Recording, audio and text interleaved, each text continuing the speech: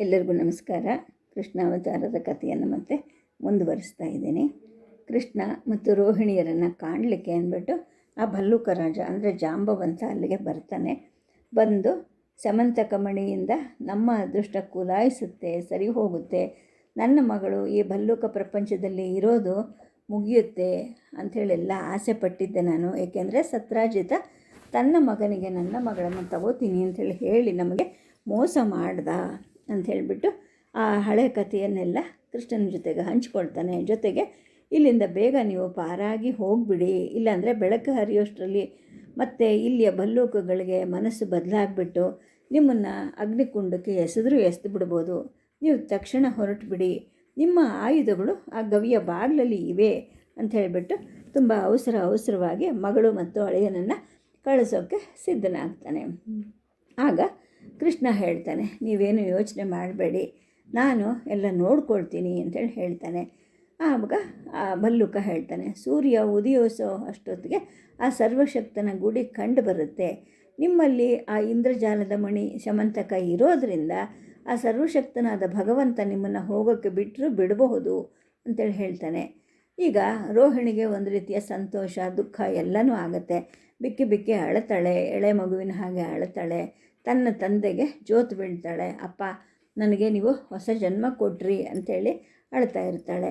ಆ ಭಲ್ಲೂಕ ರಾಜ ರೋಹಿಣಿಯ ಕುತ್ತಿಗೆಯನ್ನು ಮೂಸ್ತಾನೆ, ಆಶೀರ್ವಾದ ಮಾಡೋಕ್ಕೆ ಅಂತ ಅವಳ ಕೆನ್ನೆಯನ್ನು ತನ್ನ ಬೆರಳಿನಿಂದ ಮುಟ್ತಾನೆ. ನೀನು ಸುಖವಾಗಿರು ಮಗು, ಮಕ್ಕಳನ್ನು ಹಡೆದ ಮೇಲೆ ನನ್ನನ್ನು ಮತ್ತು ನಿಮ್ಮ ತಾಯಿಯನ್ನು ನೆನೆಸ್ಕೋ ಅಂತೇಳಿ ಹೇಳ್ತಾನೆ. ಆ ಮುದಿರಾಜನ ಕಣ್ಣು ಕೂಡ ಕಂಬನಿಯಿಂದ ತುಂಬಿ ಹೋಗುತ್ತೆ. ಆಗ ಮಗಳು ಹೇಳ್ತಾಳೆ, ಅಪ್ಪ ನೀವು ಯಾಕೆ ನಮ್ಮ ಜೊತೆ ಬರಬಾರ್ದು ಅಂತ ಹೇಳಿಬಿಟ್ಟು. ಆಗ ಭಲ್ಲೂಕ ರಾಜ ಹೇಳ್ತಾನೆ, ಮಗು ನಮ್ಮ ತಾತ, ಅಪ್ಪ, ಮುತ್ತಾತಂದರು, ಪೂರ್ವಜರು ಎಲ್ಲರೂ ಈ ಜನರಿಗೆ ದೊರೆಗಳಾಗಿದ್ದರು. ನಾನು ಅದನ್ನು ಮರೆಯೋಕ್ಕೆ ಸಾಧ್ಯ ಇಲ್ಲ. ಅವರು ಹಾಗೆಯೇ ಇವ್ರ ಯೋಗಕ್ಷೇಮನ ನಾನು ನೋಡ್ಕೊಳ್ಲೇಬೇಕು. ನನಗೆ ವಯಸ್ಸಾಗ್ತಾ ಇದೆ. ಯಾವತ್ತಾದರೂ ಒಂದು ದಿವಸ ಸರ್ವಶಕ್ತ ನನ್ನನ್ನು ಕರ್ಕೊಂಡು ಬಿಡಬಹುದು. ಆದರೆ ಬದುಕಿರೋವರೆಗೂ ನಾನು ನನ್ನ ಜನರನ್ನು ಕೈ ಬಿಡಲಾರೆ ಅಂತೇಳಿ ಹೇಳ್ತಾನೆ. ಭಲ್ಲೂಕ ರಾಜ ಸ್ವಲ್ಪ ಹೊತ್ತು ನೆಲದ ಕಡೆಗೆ ನೋಡ್ತಾ ಇರ್ತಾನೆ. ಅವನ ಧ್ವನಿಯಲ್ಲಿ ಮತ್ತು ಅವನ ನಡವಳಿಕೆಯಲ್ಲಿ ಒಂದು ರೀತಿಯ ನಿರಾಶೆ ತುಂಬಿರುತ್ತೆ. ವಿಧಿ ಇಲ್ಲದೆ ಬಂದದ್ದನ್ನು ಅನುಭವಿಸ್ಲೇಬೇಕು, ಮಗಳನ್ನು ಕಳ್ಕೊಳ್ಲೇಬೇಕು ಅಂತ ಅವನಿಗೆ ಸ್ಪಷ್ಟವಾಗಿ ಗೊತ್ತಾಗಿರುತ್ತೆ. ಹೇಳ್ತಾನೆ ಅವನು, ಮಗು ಈಗ ಉಳಿದಿರೋದು ನಾವು ಕೆಲವರು. ಈ ಕರಡಿ ಲೋಕ ಬೇಗ ನಾಶ ಆಗೋಗ್ಬಿಡುತ್ತೆ, ನನಗೆ ಗೊತ್ತಿದೆ. ಹಾಗಾಗಿ ಬೇರೆ ಉತ್ತಮವಾದ ಜೀವನಕ್ಕೆ ನೀನು ತಪ್ಪಿಸ್ಕೊಂಡು ಹೋಗಬೇಕು ಅಂತ ನನ್ನ ಆಸೆ ಇತ್ತು. ಈ ವಸುದೇವ ಪುತ್ರ ನಿನಗೆ ಎಲ್ಲ ಸುಖವನ್ನು ಕೊಡ್ತಾನೆ ಅಂತ ಹೇಳಿಬಿಟ್ಟು ಇನ್ನೊಂದು ಸಲ ರೋಹಿಣಿಯ ಕತ್ತನ್ನು ಮೂಸ್ತಾನೆ. ರೋಹಿಣಿ ಕೂಡ ತನ್ನ ಎದೆ ಮೇಲೆ ಕೈಗಳನ್ನು ಜೋಡಿಸ್ಕೊಂಡು ತಂದೆಗೆ ನಮಸ್ಕಾರ ಮಾಡ್ತಾಳೆ. ದೊರೆ ಮಾತಾಡ್ತಾ ಅವನ ಧ್ವನಿ ಅಶ್ರುಪೂರ್ಣವಾಗುತ್ತೆ. ದುಃಖದ ಭಾರಕ್ಕೆ ಕುಗ್ಗು ಹೋಗುತ್ತೆ ಅವನ ಧ್ವನಿ. ರೋಹಿಣಿ, ನೀನು ಶುಭೋದಯಕ್ಕೋಸ್ಕರ ಈ ಭಲ್ಲೂಕ ಲೋಕವನ್ನು ಬಿಟ್ಟು ಹೋಗ್ತಾ ಇದೆಯಾ? ಈ ಲೋಕವನ್ನು ನೀನು ಮರೆತು ಬಿಡಮ್ಮ, ನೆನಿಬೇಡ ನಮ್ಮನ್ನು ಯಾವತ್ತೂ. ವಸುದೇವನ ಮಗನ ಜೊತೆಗೆ ನೀನು ಸುಖವಾಗಿರು, ಇನ್ನು ಮುಂದೆ ಅವ್ರ ಜಗತ್ತು ನಿನ್ನದು ಕೂಡ ಆಗತ್ತೆ ಅಂತ ಹೇಳ್ತಾ ಆ ಮುದುಕನ ಕಂಠ ಗದ್ಗದ ಆಗುತ್ತೆ. ಅವನು ಹತ್ತು ಬಿಡ್ತಾನೆ. ರೋಹಿಣಿ ಕೂಡ ಎಳೆ ಮಗುವಿನ ಹಾಗೆ ಅಳತಾಳೆ. ಜಾಂಬುವಂತ ಹೊರಡಕ್ಕೆ ಅಂತ ಸಿದ್ಧವಾದಾಗ ರೋಹಿಣಿ ಮತ್ತು ಅವನಿಗೆ ಜೋತು ಬೀಳ್ತಾಳೆ, ಬೆಕ್ಕಿ ಅಳತಾಳೆ. ತನ್ನನ್ನು ತಾನು ನಿಗ್ರಹಿಸ್ಕೊಳ್ಳೋದು ಅವಳಿಗೆ ಬಹಳ ಕಷ್ಟ ಆಗುತ್ತೆ. ಅಪ್ಪ, ನನ್ನ ಕೋತಿಗಳು, ನನ್ನ ಹಕ್ಕಿಗಳ ಗತಿ ಏನು? ನಾನು ಹೊರಟೋದ್ಮೇಲೆ ಎಲ್ಲ ಸತ್ತು ಹೋಗುತ್ತವಲ್ಲ ಅಂತಾಳೆ. ಆಗ ಜಾಂಬವಂತ ಅವಳು ಬೆನ್ನು ತಟ್ತಾನೆ, ಚಿಂತೆ ಮಾಡಬೇಡಮ್ಮ, ಸಾಧ್ಯವಿದ್ದಷ್ಟು ನಾನು ಅವುಗಳನ್ನು ಕಾಪಾಡ್ತೀನಿ.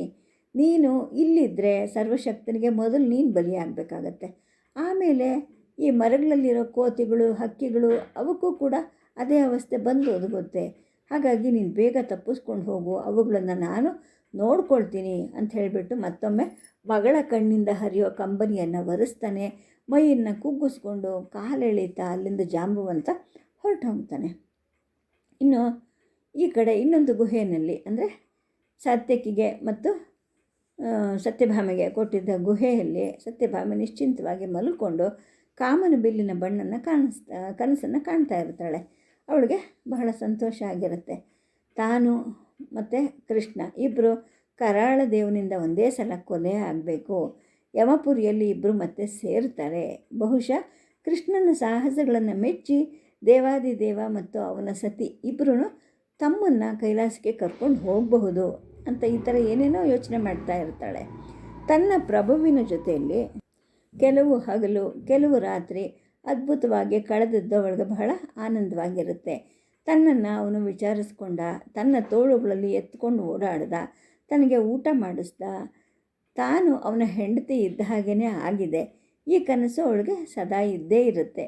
ಈಗ ಅದನ್ನು ಸಾಧಿಸ್ತೀನಿ ಅನ್ನೋ ಆಸೆ ಮಾತ್ರ ಅವಳಲ್ಲಿ ಉಳ್ಕೊಂಡಿರೋದಿಲ್ಲ. ಏಕೆಂದರೆ ಅವನಿಗೆ ಈಗಾಗಲೇ ಮತ್ತೊಬ್ಬ ಹೆಂಡತಿ ಕೂಡ ಬಂದುಬಿಟ್ಟಿರ್ತಾಳೆ. ಅವನ ಉಳಿದ ಹೆಂಡತಿಯರು ಅವನ ವೈಭವವನ್ನು ಅವನ ಸಂತೋಷವನ್ನು ಹಂಚಿಕೊಂಡಿರಬಹುದು, ಆದರೆ ತನ್ನ ಅನುಭವದಂಥ ಅನುಭವ ಅವರಿಗೆ ಯಾವತ್ತೂ ಬರೋದೇ ಇಲ್ಲ.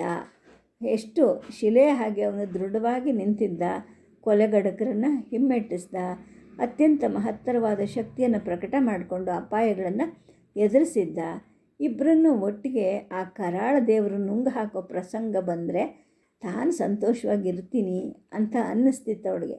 ಆ ನಂತರ ಅವಳಿಗನ್ನಿಸ್ತು, ತಾನು ಬಹಳ ತಪ್ಪು ಮಾಡ್ತಾಯಿದ್ದೀನಿ, ಎಷ್ಟು ದುಷ್ಟತನ ಅಲ್ವ ನಂದು, ಈ ಥರ ಅವನು ಸಾವು ಬರಲಿ ಅಂತ ನಾನು ಬಯಸ್ತಾ ಇದ್ದೀನಿ, ಬೇಡ ಬೇಡ ಅವನಿಗೆ ಈ ಥರ ಆಗೋದು ಬೇಡ ಅಂಥೇಳಿ ಅವಳು ಅಂದ್ಕೊತಾ ಇರ್ತಾಳೆ. ಅಷ್ಟೊತ್ತಿಗೆ ಅವಳಿಗೆ ನಿದ್ದೆಯಲ್ಲೇ ಏನೋ ಧ್ವನಿ ಕೇಳಿಸ್ತು. ಅದು ಕೃಷ್ಣನ ಧ್ವನಿ ಅಂತ ಅನ್ನಿಸ್ತು ಅವಳಿಗೆ. ತನ್ನನ್ನು ಕರೀತಾ ಇದ್ದಾನಲ್ಲ ಅವನು ಅನ್ನಿಸ್ತು. ಸತ್ಯ ಏಳು ಅಂತ ಮೆಲುಧ್ವನಿಯಲ್ಲಿ ಕೃಷ್ಣ ಕರೀತಾ ಇದ್ದ.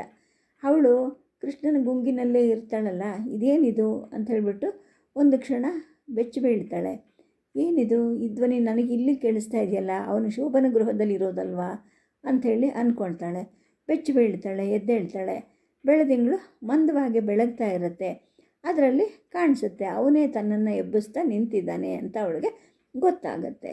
ಎದ್ದು ಕೂತ್ಕೊತಾಳೆ, ಕಣ್ಣು ಹೊಸಗ್ತಾಳೆ. ಆಮೇಲೆ ಗವಿ ಬಾಗಿಲಿಗೆ ಅಡ್ಡವಾಗಿ ಸಾತ್ಯಕ್ಕೆ ಮಲಗಿರ್ತಾನೆ. ಅವನಾಗಲೇ ಎದ್ದು ಕೂತು ಸಿದ್ಧ ಆಗ್ತಾ ಇರ್ತಾನೆ. ಆಗ ಮೆಲುಧ್ವನಿಯಲ್ಲಿ ಕೃಷ್ಣ ಹೇಳ್ತಾನೆ, ಬಾ ಹೋಗೋಣ, ಇಲ್ಲಿಂದ ತಕ್ಷಣ ನಾವು ತಪ್ಪಿಸ್ಕೊಂಡು ಹೋಗಬೇಕು ಅಂತ ಹೇಳಿಬಿಟ್ಟು. ತಪ್ಪಿಸ್ಕೊಂಡು ಹೋಗೋದಾ, ಹೇಗೆ ಅಂತ ಸತ್ಯಭಾಮೆ ಕೇಳ್ತಾಳೆ. ನೋಡು, ಪ್ರಶ್ನೆ ಕೇಳಬೇಡ, ಈ ಗಳಿಗೆನಲ್ಲಿ ನಾವು ಈ ಕರಡಿ ಲೋಕವನ್ನು ಬಿಟ್ಟು ಹೋಗಬೇಕು, ಕಾಲಹರಣ ಮಾಡೋಕ್ಕೆ ಈಗ ಸಮಯ ಇಲ್ಲ ಅಂತ ಕೃಷ್ಣ ಹೇಳ್ತಾನೆ. ಕೃಷ್ಣ ಅತ್ಯಂತ ಆತುರ ಮಾಡ್ತಾ ಇದ್ದಾನಾ ಅಂತ ಅವಳಿಗನ್ಸುತ್ತೆ. ಆದರೆ ಏನು ಮಾಡಬೇಕು ಒಂದು ಗೊತ್ತಾಗೋದಿಲ್ಲ ಅವಳಿಗೆ. ಆದರೆ ಅವನಲ್ಲಿ ಪೂರ್ಣ ನಂಬಿಕೆ ಇರುತ್ತೆ.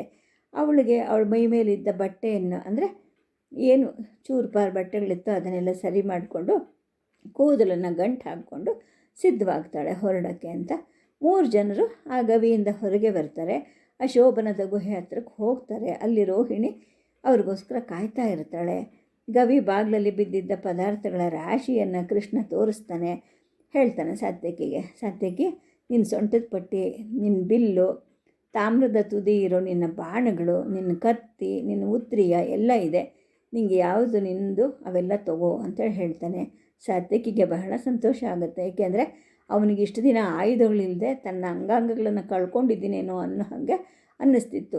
ಈಗೆಲ್ಲ ಸಿಕ್ತಲ್ಲ. ಆಮೇಲೆ ಕೃಷ್ಣ ಏನು ಮಾಡ್ತಾನೆ, ನನ್ನ ಆಯುಧಗಳು ಕೂಡ ಇಲ್ಲೇ ಇದೆ ಅಂತೇಳ್ಬಿಟ್ಟು ತಾನು ತಂದಿದ್ದ ಕುಡುಗೋಲು, ಬಿಲ್ಲು, ಬಾಣ, ಚೂರಿ ಇವನ್ನೆಲ್ಲ ತಗೊಳ್ತಾನೆ. ಸತ್ಯಭಾಮೆಗೆ ಆಶ್ಚರ್ಯ ಆಗುತ್ತೆ. ಅಲ್ಲ, ಇವೆಲ್ಲ ಹೇಗೆ ಸಿಕ್ಕಿದ್ವು ಅಂಥೇಳಿ ಕೇಳ್ತಾನೆ. ಆಗ ಕೃಷ್ಣ ತೋರ್ಬೆರಳನ್ನು ತನ್ನ ತುಟಿ ಮೇಲೆ ಇಟ್ಕೊಳ್ತಾನೆ. ಮೌನವಾಗಿರು, ಮಾತಾಡಬೇಡ ಅಂಥೇಳಿ ಸೂಚಿಸ್ತಾನೆ. ಸತ್ಯಭಾಮೆ ಕಕ್ಕಾಬಿಕ್ಕಿ ಆಗ್ತಾಳೆ. ಎಚ್ಚರವಾಗಿದ್ದೀನೋ ಅಥವಾ ಕನಸು ಅಂತ ಅವಳಿಗೆ ಅರ್ಥ ಆಗಲ್ಲ. ತಕ್ಷಣ ತಲೆ ಮೇಲೆ ಕೈ ಇಟ್ಕೊಂಡು ಬಹಳ ಸಂಕಟದಿಂದ, ಪ್ರಭು, ಶಮಂತಕ ಮಣಿ ಕೊನೆಗೂ ನಮಗೆ ಸಿಕ್ಕಲಿಲ್ಲ ಅಂತಾಳೆ. ಆಗ ಕೃಷ್ಣ ತನ್ನ ಸೊಂಟದ ಪಟ್ಟಿಯಿಂದ ಅದನ್ನು ಬಿಚ್ಚಿ ತೆಗೆದು ಅವಳು ಕೈ ಕೊಡ್ತಾನೆ. ನೋಡು, ಇಲ್ಲಿದೆ, ಸೂರ್ಯ ಭಗವಾನ್ ನಿಮ್ಮ ತಂದೆಗೆ ಕೊಟ್ಟ, ಇದನ್ನು ಈಗ ನಾನು ನಿನಗೆ ಕೊಡ್ತಾ ಇದ್ದೀನಿ, ಇನ್ಮೇಲೆ ಇದು ನಿಂದು ಅಂತ ಹೇಳ್ತಾನೆ. ಸತ್ಯಭಾಮೆಗೆ ಆನಂದದಿಂದ ಆನಂದ ಬಾಷ್ಪ ತುಂಬಿ ಹರಿಯುತ್ತೆ ಕಣ್ಣುಗಳಲ್ಲಿ. ಇನ್ನು ಕೃಷ್ಣ ಮುಂದೆ, ಉಳಿದವರು ಹಿಂದೆ. 4 ಜನರು ಹೊಳೆ ಕಡೆಗೆ ಹೊರಡ್ತಾರೆ. ತಕ್ಷಣ ಸತ್ಯಭಾಮೆ ಸುತ್ತ ನೋಡ್ತಾಳೆ. ಊರಿ ಮೀನಿ 2 ಇಲ್ವಲ್ಲ, ಎಲ್ಲಿ ಹೋದ್ವೋ ಏನೋ, ಅವನು ಬಿಟ್ಟು ಹೋಗೋದ ನಾವು, ಅವನು ಹುಡುಕಬೇಕು ಅಂತಾಳೆ. ಆಗ ಕೃಷ್ಣ ಹೇಳ್ತಾನೆ, ನೋಡು, ಕಾಲಹರಣಕ್ಕೆ 1 ಗಳಿಗೆ ಕೂಡ ಸಮಯ ಇಲ್ಲ. ಈ ಗಳಿಗೆಯಲ್ಲಿ ನಾವು ಹೊರಟ್ರೆ ನಾವು ಬದುಕಬಹುದು. ಬೆಕ್ಕು ಮತ್ತು ಅದರ ಮರಿ ಅವೆಲ್ಲಿರುತ್ತೋ ಅಲ್ಲವೇ ಸಂತೋಷವಾಗಿರುತ್ತೆ. ಆ ಭಲ್ಲೂಕು ಜೊತೆ ಮೀನಿ ಕುಣಿದಾಡ್ತಾ ಹೋಗ್ತಾ ಇತ್ತು ಅಂತ ಕೃಷ್ಣ ಹೇಳ್ತಾನೆ. ಸತ್ಯಭಾಮೆಗೆ ಕಣ್ಣಲ್ಲಿ ನೀರು ತುಂಬಿಕೊಳ್ಳುತ್ತೆ. ಏಕೆಂದರೆ ಮೊದಲಿಂದ ಕೊನೆವರೆಗೂ ಅವಳೆಲ್ಲ ಕಡೆನೂ ಸೋಲ್ತಾನೆ ಬಂದಿದ್ದಾಳೆ. ರೋಹಿಣಿ ತನ್ನ ಪ್ರಭುವಿಗೆ ಸೋತ್ಲು. ತನ್ನನ್ನು ಎಷ್ಟು ಪ್ರೀತಿಯಿಂದ ಆಸರೆ ಕೊಟ್ಟು ಕಾಪಾಡಿದ್ದ ಕೃಷ್ಣ, ಅದೇ ರೀತಿ ಆಸರೆ ಕೊಟ್ಟು ಆ ಪಕ್ಷಿ ಕನ್ಯೆಯನ್ನು ಕೃಷ್ಣ ನಡೆಸ್ಕೊಳ್ತಾ ಇರೋದು ಅವಳ ಎದೆನಲ್ಲಿ ಅಸೂಯೆ ಕಿಚ್ಚು ಹೆಚ್ಚಾಗೋ ಹಾಗೆ ಮಾಡ್ತಾ ಇರುತ್ತೆ. ಇಷ್ಟು ದಿನ ಇಷ್ಟು ಸಲಿಗೆಯಿಂದ ಇದ್ದರೂ ಕೂಡ ತನ್ನನ್ನು ಹೆಂಡತಿಯಾಗಿ ಮಾಡಿಕೊಳ್ಳೋ ಸೂಚನೆಯನ್ನು ಮಾತಲ್ಲಾಗಲಿ ನಡವಳಿಕೆಯಲ್ಲಾಗಲಿ ಕೃಷ್ಣ ತೋರಿಸಿರಲಿಲ್ಲ. ಹಾಗಾಗಿ ತನ್ನ ಭವಿಷ್ಯ ಎಲ್ಲ ಕತ್ತಲೆಯಲ್ಲಿ ಮುಳುಗಿ ಹೋಗಿದೆ ಅಂತ ಅವಳಿಗನ್ಸೋಕ್ಕೆ ಶುರುವಾಗುತ್ತೆ. ಇನ್ನು ಈ ಕಾಲಕರಾಳ ದೇವನನ್ನು ತಪ್ಪಿಸ್ಕೊಂಡು ಮುಂದೆ ಹೋದರೆ ದ್ವಾರಕೆಗೆ ಹೋಗೋದು. ಅಲ್ಲಿ ಅಪ್ಪನ ಮನೆಯಲ್ಲಿ ತನಗೆ ಸ್ಥಾನ ಇಲ್ಲ. ಇನ್ನು ಯಾದವರು ತಮ್ಮವಳು ಇವಳು ಅಂತ ಮನಸ್ಸೋದಿಲ್ಲ. ಏಕೆಂದರೆ ಸಾತ್ವಿಕಿ ಜೊತೆಗೆ ಓಡಿ ಹೋಗಿದ್ದಾಳೆ ಇವಳು ಅನ್ನೋ ಒಂದು ಕಳಂಕ ಅವಳ ಬೆನ್ನಿಗಿರುತ್ತೆ. ಇನ್ನು ತನ್ನ ಪಾಲಿಗೆ ದೌರ್ಭಾಗ್ಯ ಕಟ್ಟಿಟ್ಟಿದ್ದು. ಇಂತಹ ಜಗತ್ತಲ್ಲಿ ತನ್ನನ್ನು ಸಹಜವಾಗಿ ಪ್ರೀತಿಸ್ತಿದ್ದ ಆ ಪ್ರಾಣಿ ಊರಿ ಬೆಕ್ಕು ಅದು ಕೂಡ ತನ್ನ ಕೈ ಬಿಟ್ಬಿಟ್ಟಿದೆಯಲ್ಲ ಅಂತ ಒಂದು ದುಃಖ ಅವಳಿಗೆ ಹೆಚ್ಚಾಗ್ತಾ ಹೋಗುತ್ತೆ. ಇನ್ನು ಅವಳಿಗಿದ್ದಿದ್ದು ಒಂದೇ ಆಸೆ ಏನು ಅಂತಂದರೆ, ಬಹುಶಃ ಆ ಕಾಲಕರಾಳ ಭಗವಂತ ಅವನಾದರೂ ತನ್ನನ್ನು ಅರ್ಪಿಸ್ಕೊಂಡ್ಬಿಟ್ರೆ ಆವಾಗ ಆ ಕೃಷ್ಣನನ್ನು ಬಿಟ್ಬಿಡ್ಬೋದು ಅವನು ಅಂತೇಳಿ ಅಂದ್ಕೊಳ್ತಾಳೆ. ಆ ಹೊಳೆಯನ್ನು ದಾಟ್ತಾರೆ, ಮುಖ ಕೈಕಾಲು ತೊಳ್ಕೊಳ್ತಾರೆ, ಆ ಹೊಳೆಯ ನೀರನ್ನು ಕುಡಿತಾರೆ, ಮತ್ತು ಆ ಜಾಡನ್ನು ಹಿಡಿದು ಹೊರಡ್ತಾರೆ. ಪ್ರಭು ಎಲ್ಲಿ ಹೋಗ್ತಾ ಇದ್ದೀರಾ ಅಂತ ಸತ್ಯಭಾಮೆ ಕೃಷ್ಣನನ್ನು ಕೇಳ್ತಾಳೆ. ಭಲ್ಲೂಕಲೋಕದ ಮೇಲೆ ತಲೆ ಎತ್ತಿ ಆ ಶಿಖರದ ಕಡೆ ಕೈ ಮಾಡಿ ತೋರಿಸ್ತಾನೆ ಕೃಷ್ಣ.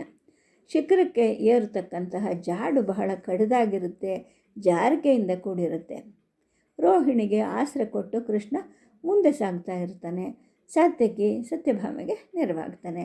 ಬೆಳಕು ಹರಿಯೋಷ್ಟೊತ್ತಿಗೆ ಈ ಜಾಡು ಒಂದು ಸಮಭೂಮಿಯನ್ನು ಮುಟ್ಟುತ್ತೆ. ಅಲ್ಲಿ ಒಂದು ಗಳಿಗೆ ವಿಶ್ರಮಿಸ್ಕೊಂಡು ಉಸಿರು ಎಳೆಯೋಣ ಅಂತ ಅಂದ್ಕೊಳ್ತಾರೆ. ಆಗ ಕೃಷ್ಣ ರೋಹಿಣಿಗೆ ಹೇಳ್ತಾನೆ, ಜಾಂಬುವತಿ, ಭಲ್ಲೂಕುಲೋಕವನ್ನು ನೀನು ಬಿಟ್ಟು ಬಂದಿದ್ದಾಯ್ತಲ್ಲ, ಇನ್ನು ಅದನ್ನು ಮರೆತು ಬಿಡು. ಅದೇ ತಾನೇ ನಿಮ್ಮಪ್ಪ ಹೇಳಿದ್ದು. ಇನ್ನು ನೀನು ನಮ್ಮ ಆರ್ಯ ಸ್ತ್ರೀಯರ ಥರ ಆಗಬೇಕು. ನಿನ್ನ ನೀಳು ಕೂದಲನ್ನು ಸತ್ಯಭಾಮೆ ಗಂಟು ಹಾಕ್ತಾಳೆ. ಜೊತೆಗೆ ಆ ಶಿಖರವನ್ನು ಹತ್ತುವಾಗ ನಿನ್ನ ಕೂದಲು ನಿನಗೆ ಅಡ್ಡ ಬರಬಾರ್ದು ಅಂತೇಳಿ ಹೇಳ್ತಾನೆ. ಆಗ ಪಕ್ಷಿ ಕನ್ಯೆಗೆ ಒಂಥರ ಆಶ್ಚರ್ಯ ಅನಿಸುತ್ತೆ. ನನ್ನ ಕೂದಲನ್ನು ನಾನು ಗಂಟು ಹಾಕ್ಕೋಬೇಕಾ? ಮೈ ಮೇಲೆ ಏನು ಹೊದಿಕೆನೇ ಇಲ್ಲದೆ ಇದ್ದರೆ ಹೇಗೆ ಅಂತ ಮಗುವಿನ ಹಾಗೆ ಗಾಬರಿಯಿಂದ ಕೃಷ್ಣನನ್ನು ಕೇಳ್ತಾಳೆ. ಅಂದರೆ ಅವಳು ತನ್ನ ಇಡೀ ಮೈಯನ್ನು ಕೂದಲಿಂದ ಮುಚ್ಕೊಂಡಿರ್ತಾಳೆ. ಈಗ ಆ ಕೂದಲನ್ನು ಎತ್ತಿ ಗಂಟು ಹಾಕಿದ್ರೆ ತಾನು ಪೂರ್ತಿ ಬೆತ್ತಲೇ ಇರಬೇಕಾ ಅಂತ ಕೇಳ್ತಾಳೆ. ಆಗ ಕೃಷ್ಣ ಸತ್ಯಭಾಮೆ ಕಡೆಗೆ ನೋಡ್ತಾನೆ. ಹಾಗಿದ್ದರೆ ಇನ್ನೂ ಚೆನ್ನಾಗಿ ಕಾಣ್ತಾಳಲ್ವ ಅವಳು ಅಂತ ಹೇಳ್ಬಿಟ್ಟು ಸತ್ಯಭಾಮೆನು ತುಂಟುತನದಿಂದ ಹೌದು ಅಂತೇಳಿ ಹೇಳ್ತಾಳೆ. ಆಮೇಲೆ ಕೃಷ್ಣ ಸಾತ್ಯಕಿಗೆ ಹೇಳ್ತಾನೆ, ಸಾತ್ಯಕಿ, ನಿನ್ನ ಆ ನಡುಕಟ್ಟನ್ನು ಸತ್ಯಭಾಮೆ ಕೈ ಕೊಡು. ರೋಹಿಣಿಯ ಎದೆಯನ್ನು ಮತ್ತು ಸೊಂಟವನ್ನು ಮುಚ್ಕೊಳ್ಳೋಕ್ಕೆ ಆ ಬಟ್ಟೆಯನ್ನು ಹರಿದು ರೋಹಿಣಿಗೆ ಕೊಡ್ತಾಳೆ ಅವಳು ಅಂತ ಹೇಳ್ಬಿಟ್ಟು ಸತ್ಯಭಾಮೆ ಕೃಷ್ಣನ ಮಾತಿನ ಹಾಗೆ ಅವಳ ಕೂದಲನ್ನು ಸರಿ ಮಾಡಿ ಗಂಟು ಹಾಕ್ತಾಳೆ. ಅವಳ ಎದೆಗೂ ಮತ್ತು ಸೊಂಟಕ್ಕೂ 2 ಬಟ್ಟೆಯ ಚೂರುಗಳನ್ನು ಕಟ್ತಾಳೆ. ರೋಹಿಣಿಗೆ ಇದೆಲ್ಲ ನೋಡಿ ಒಂಥರ ಆತಂಕನೂ ಆಗತ್ತೆ. ಸತ್ಯಭಾಮೆಯ ಮನಸ್ಸನ್ನು, ಅವಳ ಮುಖವನ್ನು ಕೃಷ್ಣ ಬಹಳ ಎಚ್ಚರಿಕೆಯಿಂದ ಗಮನಿಸ್ತಾನೇ ಇರ್ತಾನೆ. ಅವಳ ಹೃದಯದಲ್ಲಿ ನಡೀತಾ ಇದ್ದ ಹೋರಾಟ ಅವನಿಗೆ ಸ್ಪಷ್ಟವಾಗಿ ಅರ್ಥ ಆಗುತ್ತೆ. ಅವಳ ಹೆಗಲ ಮೇಲೆ ಪ್ರೀತಿಯಿಂದ ಕೈ ಇಡ್ತಾನೆ. ಹೇಳ್ತಾನೆ, ಸತ್ಯ, ಭಾವೋನ್ಮದಕ್ಕೆ ಎಡೆ ಕೊಡೋದಿಲ್ಲ ಅಂತ ನೀನು ಮಾತು ಕೊಟ್ಟಿದ್ಯಲ್ವಾ? ನಾವು ದ್ವಾರಕೆಗೆ ಹೋದ ಮೇಲೆ ನಿನ್ನನ್ನು ಅದರಿಂದ ಬಿಡುಗಡೆ ಮಾಡ್ತೀನಿ, ಅಲ್ಲಿವರೆಗೂ ಇಲ್ಲ ಅಂತ ಅಣಕ ಧ್ವನಿಯಲ್ಲಿ ಹೇಳ್ತಾನೆ. ನಾವು ದ್ವಾರಕೆಯನ್ನು ತಲುಪಿದ್ರೆ ತಾನೆ ಅಂತ ಸತ್ಯಭಾಮೆ ಅಳ್ತಾ ಹೇಳ್ತಾಳೆ. ಆದರೆ ಕೃಷ್ಣ ನಗ್ತಾನೇ ಇರ್ತಾನೆ. ಸರಿ, ಆಮೇಲೆ ಎದ್ದೇಳ್ತಾರೆ, ತಮ್ಮ ಪ್ರಯಾಣವನ್ನು ಮುಂದುವರಿಸ್ತಾರೆ. ಇಲ್ಲಿ ಜಾಡು ಬಹಳ ಕಡಿದಾಗಿದೆ, ಜೊತೆಗೆ ಮೋಸದ್ದಿದು, ಅಂದರೆ ಕಣ್ಣಿಗೆ ಕಾಣೋ ಹಾಗೆ ಇದಿರೋದಿಲ್ಲ ಅಂತ ಹೇಳಿಬಿಟ್ಟು ಸಾತ್ಯಕಿಗೆ ಹೇಳ್ತಾನೆ. ಸಾತ್ಯಕಿ, ನೀನು ಬಿಲ್ಲು ಬಾಣ ಹಿಡ್ಕೊಂಡು ಮುಂದೆ ಹೋಗು, ನಾನು ಹೇಳೋವರೆಗೂ ಅದನ್ನು ನೀನು ಉಪಯೋಗಿಸ್ಕೂಡ್ದು ಅಂತೇಳಿ ಹೇಳ್ತಾನೆ. ಸಾತ್ಯಕಿ ಹಾಗೆ ಆಗಲಿ ಅಂತ ಹೇಳಿಬಿಟ್ಟು ತನ್ನ ಬಿಲ್ಲು ಬತ್ತಳಿಕೆಗಳನ್ನು ಹೆಗಲ ಮೇಲೆ ಇಟ್ಕೊಳ್ತಾನೆ. ಅವನಿಗೆ ಬಿಲ್ಲು ಬಾಣ ಸಿಕ್ಕಿದ್ದು ಮತ್ತು ಮೊದಲಿನ ಶೌರ್ಯ ಬಂದ ಹಾಗೆ ಅನಿಸಿರುತ್ತೆ.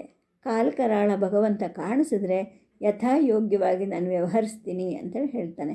ಆಗ ಕೃಷ್ಣ ಹೇಳ್ತಾನೆ, ನೋಡು, ಆ ದೇವರು ಕಾಣಿಸ್ಕೊಂಡಾಗ ನಮಗೆ ಯಾವುದಾದ್ರೂ ಒಂದು ದಾರಿ ಕಂಡೇ ಕಾಣುತ್ತೆ. ಆದರೆ ನೀನು ಯುದ್ಧ ಪ್ರಯೋಗಕ್ಕೆ ಅವಸರ ಮಾಡಬೇಡ, ಈ ಏರಿಕೆಯನ್ನು ಬಹಳ ಎಚ್ಚರಿಕೆಯಿಂದ ಹತ್ತಬೇಕು ನಾವು ಅಂತ ಹೇಳಿಬಿಟ್ಟು ಸಾತ್ಯಕಿ, ನೀನು ಮುಂದೆ ಹೋಗು, ರೋಹಿಣಿ ನೀನು ಸಾತ್ವಿಕಿ ಕೈ ಹಿಡ್ಕೋ, ಸತ್ಯ ನೀನು ರೋಹಿಣಿಯ ಒಂದು ಕೈ ಹಿಡ್ಕೋ, ಇನ್ನೊಂದು ಕೈಯನ್ನು ನನಗೆ ಕೊಡು, ನಾನು ಕೊನೆಯಲ್ಲಿ ಬರ್ತೀನಿ.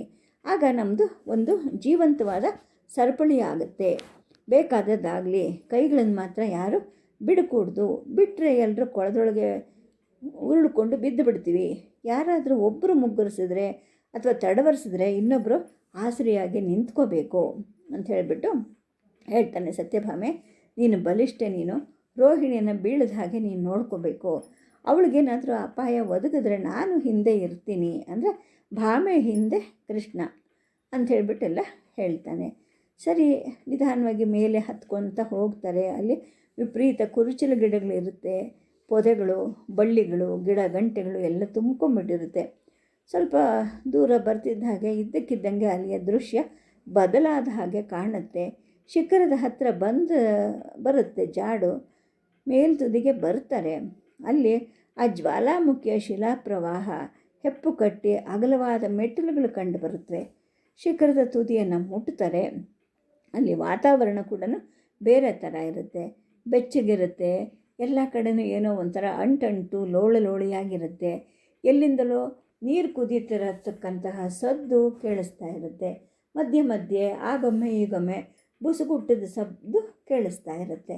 ಸಾತ್ಯಕಿ ತುಂಬ ಧೈರ್ಯವಂತ, ಆದರೆ ಅವನಿಗೂ ಕೂಡ ಒಂದು ಕ್ಷಣ ಭಯ ಆಗುತ್ತೆ. ನಿಂತು ಬಿಡ್ತಾನೆ. ಗೋವಿಂದ, ಏನಿದು? ಯಾವುದೋ ವಿಷವಾಯು ಇದ್ದಾಗಿದೆಯಲ್ಲ, ನನ್ನನ್ನು ಕೆಳಕ್ಕೆ ಎಳೀತಾ ಇದೆಯಲ್ಲ. ದೇವಾದಿದೇವ ನಮ್ಮನ್ನು ಕಾಪಾಡು, ನನ್ನ ಕಣ್ಣು ಕುಗ್ತಾ ಇದೆ. ಮಹಾದೇವ ತನ್ನ ಕಣ್ಣನ್ನು ತೆಗೆದಿದ್ದಾನ ಅಂತ ನನಗನ್ನಿಸ್ತಿದೆ ಅಂತ ಹೇಳಿಬಿಟ್ಟು ಹೇಳ್ತಾನೆ. ಎಲ್ಲರೂ ಆ ಕ್ಷಣ ಅಲ್ಲೇ ನಿಂತ್ಕೊಂಡ್ಬಿಡ್ತಾರೆ. ಆಗ ಕೃಷ್ಣ ಜಾಂಬವತಿಗೆ ಹೇಳ್ತಾನೆ, ಜಾಂಬವತಿ ಕಣ್ಣು ಮುಚ್ಕೋ ಅಂತ ಹೇಳಿಬಿಟ್ಟು ತನ್ನ ನಡುಕಟ್ಟಿನಿಂದ ಒಂದು ಚೂರು ಬಟ್ಟೆ ಹರಿದು ಅವಳ ಕಣ್ಣನ್ನು ಕಟ್ತಾನೆ. ರೋಹಿಣಿಯುವ ಸಮಾಧಾನದ ನಿಟ್ಟುಸಿರನ್ನು ಬಿಡ್ತಾಳೆ. ಕಟ್ಟ ಕಡೆ ಮೆಟ್ಟಿಲು ಅದನ್ನು ಹತ್ತಿ ಅಲ್ಲಿ ನಿಂತ್ಕೊಳ್ತಾರೆ. ಅವರ ಮುಂದೆ ಶಿಖರದ ತುದಿ ಇರುತ್ತೆ. ಅದು ಒಂದು ದೊಡ್ಡ ಬೋಗುಣಿಯ ಹಾಗೆ ಇರುತ್ತೆ. ಮಧ್ಯದಲ್ಲಿ ಶಂಕುವಿನ ಆಕಾರದ ಒಂದು ರಂಧ್ರ ಇರುತ್ತೆ. ಅದರಿಂದ ನೀರು ಕುದಿಯೋ ಸದ್ದು ಕೇಳಿಸ್ತಾ ಇರುತ್ತೆ. ಏನು ಮಾಡಬೇಕು ತೋಚೋದಿಲ್ಲ ಅವ್ರಿಗೆ. ಆ ಬೋಗುಣಿಯ ಅಂಚಿನಲ್ಲಿ ಅವ್ರು ಹೋಗಬೇಕಾದಂತಹ ದಾರಿ ಇರುತ್ತೆ. ಆ ದಾರಿಯ ಮುಂದೆ ಕಮರಿಗೆ ಇಳಿಯೋ ಒಂದು ಮಾರ್ಗ ಕಾಣಿಸ್ತಾ ಇರುತ್ತೆ. ಅಲ್ಲಿ ಮನುಷ್ಯರು ಮತ್ತು ಪ್ರಾಣಿಗಳ ಅಸ್ಥಿಪಂಜರಗಳು ಕೆಲವು ಕೊಳಿತ ಬಿದ್ದಿರುತ್ತೆ. ಬಹುಶಃ ಇವೆಲ್ಲ ಕರಾಳ ದೇವನಿಗೆ ಅರ್ಪಿಸಿದ ಬಲಿ ಇರಬೇಕು.